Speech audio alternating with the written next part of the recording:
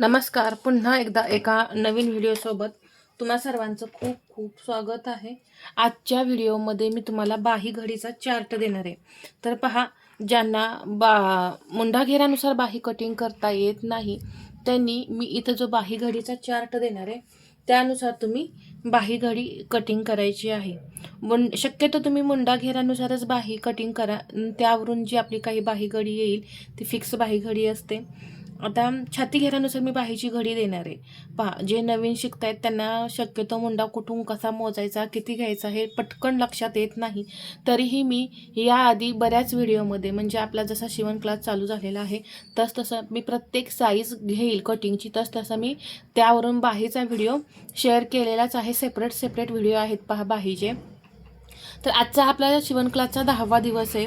तर त्यामध्ये आज आपण बाही घडीचा चार्ट पाहूया, म्हणजे तुम्हाला बाही घडी किती घ्यायची याचं टेन्शन राहणार नाही. आता बाही घडी पहा कशी असते. इथे ही असते बाहीची उंची पहा, आणि इथून पहा हा जो आपण बॉक्स करतो इथून इथपर्यंत घेतो कॅप हाईट, आणि इथून अशी आपण बाहीला आकार देतो पहा. या पद्धतीने ही आपली बाही असते. तर ही टोटल जी आपण घडी घेतो त्याला बाही घडी म्हणतात किंवा बाहीची रुंदी असं म्हणतात. तर हे सर्वात पहिल्यांदा तुम्ही लक्षात घ्या, बाही घडी म्हणजे काय. इथून इथपर्यंत जे आपण मेजरमेंट घेतो ते असतं बाही घडीचं मेजरमेंट. तर त्यासाठी मी तुम्हाला इथं प्रत्येक घडीचं मेजरमेंट देणार आहे. त्यामुळे तुम्हाला किती बाही घडी घ्यायची, किती साईजमध्ये याचं टेन्शन राहणार नाही. तर 1.5 इंच मार्जिन असेल तेव्हा किती घडी घ्यायची, आणि 2 इंच मार्जिन असेल त्यावेळेस किती घडी घ्यायची हे मी तुम्हाला इथं एकदम क्लिअर असं समजावून सांगणार आहे पहा. आणि त्याचा फॉर्म्युला ही असतो. तर हे सुद्धा मी इथं सविस्तर असं समजावून सांगेन. इथं 1.5 इंच मार्जिन आहे आणि इथं 2 इंच मार्जिन आहे. तर सर्वात पहिल्यांदा मी 28 छाती घेणार आहे. तर बाही घडी काढण्यासाठी काय करायचं असतं, चौथा भाग छातीचा करायचा आहे. इथे 28चा चौथा भाग घेतल्यानंतर आपलं किती येतं, 7 चोक 28. मग जेव्हा 1.5 इंच तुमच्या ब्लाऊजमध्ये मार्जिन असेल तेव्हा तुम्ही छातीचा सरळ चौथा भाग बाहीची घडी म्हणून वापरायचा आहे, ठीक आहे. आणि जर तुम्ही ब्लाऊजमध्ये 2 इंच मार्जिन घेतलेलं असेल तर यामध्ये अजून तुम्ही अर्धा इंच प्लस करून 7.5 इंचावरती तुम्ही बाहीची घडी जी आहे ती घ्यायची आहे पहा, नाहीतर बाही तुमची कमी पडणार आहे. ही झाली 28 आहे.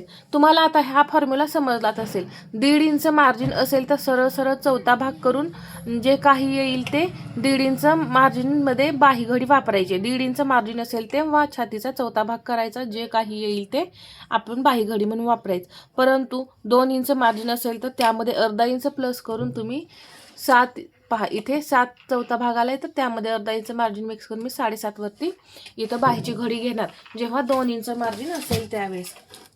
आता या इथे 30 छाती आहे. हे थोडं मी जवळ लिहून घेते पहा. इथं हे 1.5 इंच मार्जिन असेल आणि इथे हे 2 इंच मार्जिन. इथे छातीचा चौथा भाग 7 आला आणि इथे 7.5, अर्धा इंच प्लस यामध्ये करायचं आहे. आता इथे 30 छाती आहे, तर 30चा चौथा भाग किती येतो, 7.5. आता यामध्ये प्लस अर्धा इंच करून 8 इंच मग तुम्ही बाहीची घडी जी आहे ती घ्यायची. 2 इंच मार्जिन असेल त्यावेळेस. आता इथे 32 आहे, तर 32चा चौथा भाग किती येतो, 8 इंच. तर 8ची घडी घ्यायची आहे ब्लाऊजमध्ये 1.5 इंच मार्जिन असेल त्यावेळेस, आणि 2 इंच मार्जिन असेल त्यावेळेस तुम्ही 8.5 इंच बाहीची घडी घ्यायची आहे. इथे 36 साईज. आता आपण जेव्हा ब्लाऊज कटिंग करतो त्यावेळेस आपल्याला चौथा भाग काढायला जमतो पहा. आपण त्यामध्ये छातीचा चौथा भाग करून कटिंग करतो, त्यामुळे सगळ्यांनाच छातीचा चौथा भाग काढता येत असेल. नसेल येत तरी पण मी इथं तुम्हाला हा चार्ट देत आहे, त्यामध्ये बघून तुम्ही शिकू शकता. छाती 36 आहे, त्याचा चौथा भाग होतो 9 इंच. आता यामध्ये अर्धा इंच प्लस करून 9.5 इंचावरती आपल्याला इथं घडी घ्यायची आहे. 38 चेस्ट आहे. 38चा चौथा भाग 9.5. 1.5 इंच मार्जिन असेल त्यावेळेस 9.5 घडी घ्यायची आणि 2 इंच मार्जिन असेल त्यावेळेस 10ची घडी घ्यायची आहे. आता आपण 40 साईज पाहूया. 40चा चौथा भाग किती येतो? 10. आणि मी यामध्ये प्लस अर्धा इंच करणार आहे. पहा, सर्व साईजमध्ये अर्धा इंच प्लस करायचं आहे.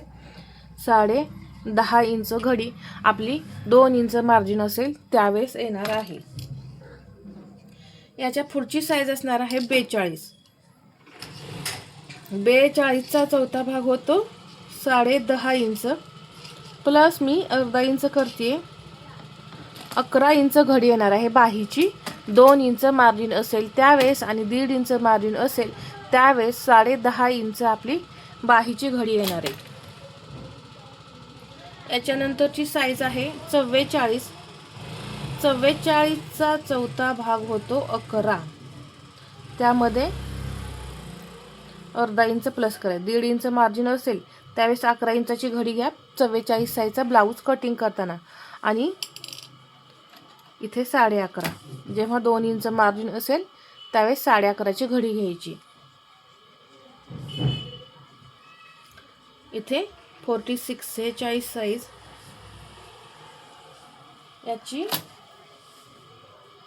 घडी येणार आहे 11.5 वरती. 1.5 इंच मार्जिन असेल त्यावेळेस त्यामध्ये प्लस अर्धा इंच करून 12 इंचावरती घडी घ्यायची.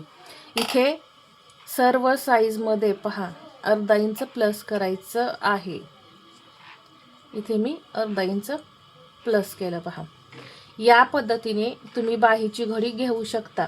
जर तुम्हाला आता पहा, माझे पहिल्यापासून जे व्हिडिओ पाहत असतील त्यांना पटकन समजेल मुंडाघेर मी कुठून कसा मोजते आणि कसा मुंडा तो मी बाहीमध्ये वापरते. परंतु जर नवीन शिकणारे कोणी असेल तर त्यांना चटकन लक्षात येणार नाही की मुंडा कुठून कसा मोजायचा.